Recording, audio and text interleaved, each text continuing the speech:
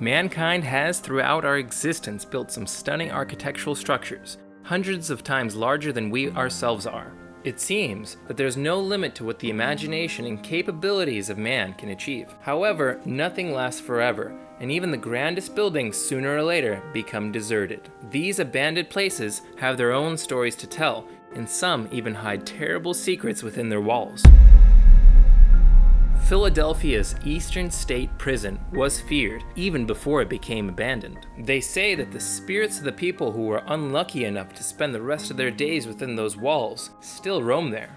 The prison was opened in 1829. During its 150 years of operation, 75,000 people have served their sentences there. At first, the prisoners were confined to cells that could only be accessed through a small exercise yard. Later, cells were made of concrete and with a single glass window, some called the Eye of God. It was put in place to remind prisoners that God was always watching them.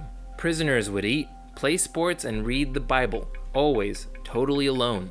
The prisoners were told to be completely silent. This was supposed to inspire repentance. Instead, it bred insanity. The system of solitary confinement collapsed due to problems with prison overcrowding. In 1913, the Eastern Prison Board had officially given up on solitary confinement as a system for all prisoners and functioned as a regular prison until it was closed in 1970. Notable prisoners included Willie Sutton and, in 1929, Al Capone. Today, the Eastern State Prison operates as a museum and historical complex.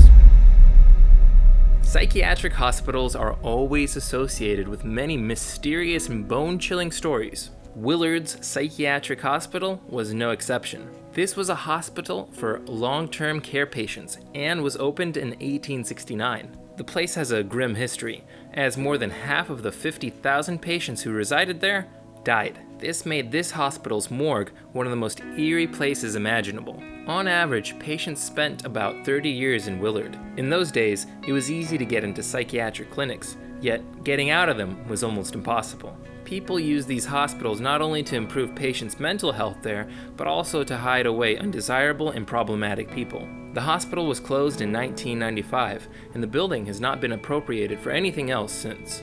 Later, more than 400 patient suitcases were found in the attic of the main building, containing their personal belongings, some of them more than a half a century old.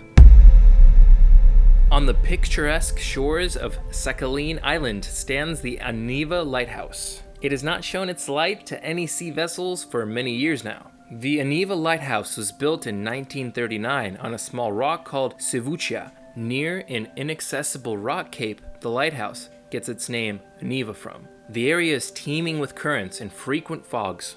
The lighthouse's creator, an engineer named Shinobu Miura, was a graduate of the Kanagawa Prefectural Technical College. The construction of the lighthouse took just over 2 years. This lighthouse has a round concrete tower of 9 floors with a small side extension. There is also a diesel and battery room on the ground floor. The first floor was reserved for a kitchen and food warehouse, the second for the radio room, control room, and watch room. Living rooms designated for 12 people can be found on the 3rd, 4th, and 5th floors of the tower. The range of the lighthouse was 28 kilometers. Since 1990, there have been no steady employees at the lighthouse though. At that time, it was converted into a nuclear-powered one and operated autonomously until 2006. Today, the lighthouse is gradually decaying from water and wind.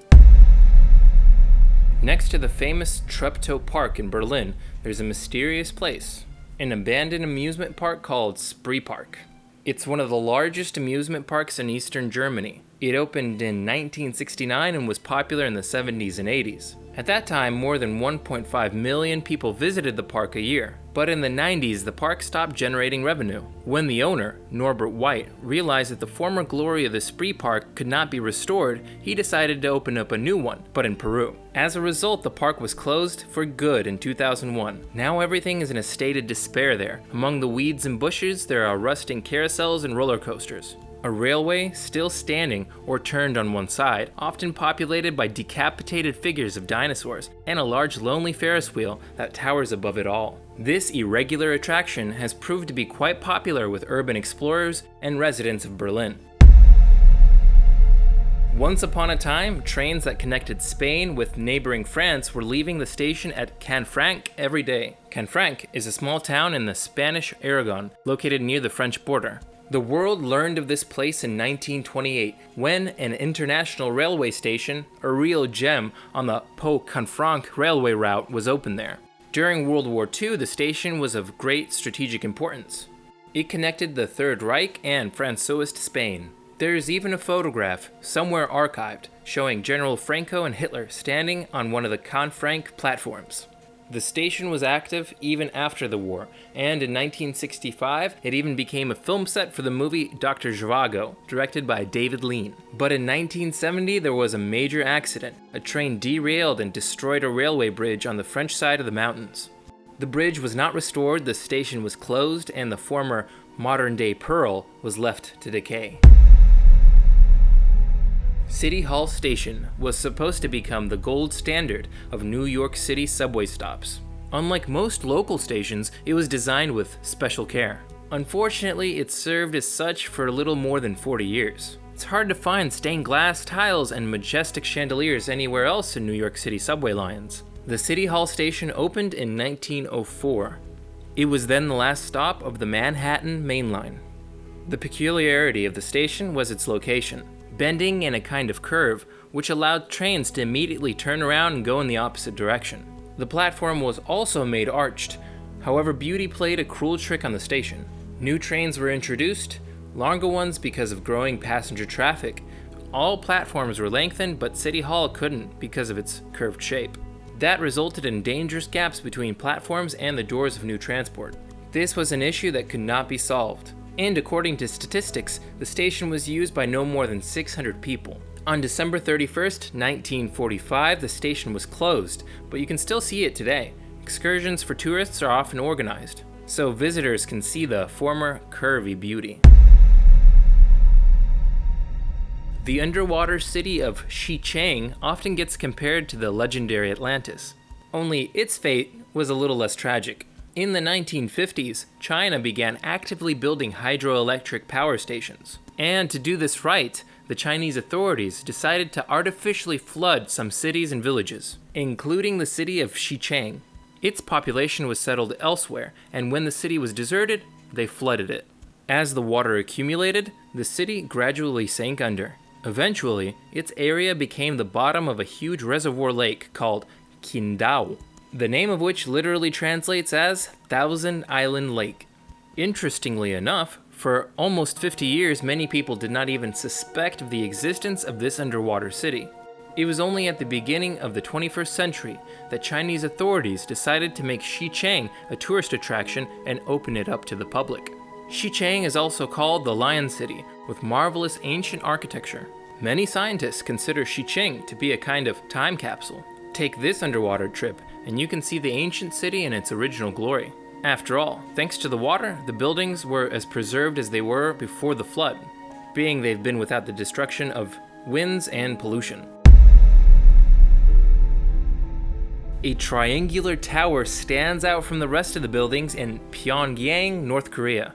It's the equivalent of the Empire State Building there, if you will, due to its height and visibility. But only the outside of the Hotel Rugen looks elegant. Unfortunately, the interior of the skyscraper has never been finished. It's been 33 years and still has not been able to welcome its first guests. The Hotel Rugen was supposed to become the highest hotel and 7th tallest building in the world. But construction was constantly seized, then resumed again, then stopped again. The tower was built, but the interior was left practically barren. Today, the building, covered with futuristic metal and glass shell, is just an empty monument. The hotel has 105 floors, its height reaches up to 360 yards, and has an internal area of 88 acres. That is, the area of this building is large enough to fit as many as 67 football fields. Architectural critics consider the hotel to be the worst building in the world, and Esquire magazine called the hotel the ugliest building in the history of mankind.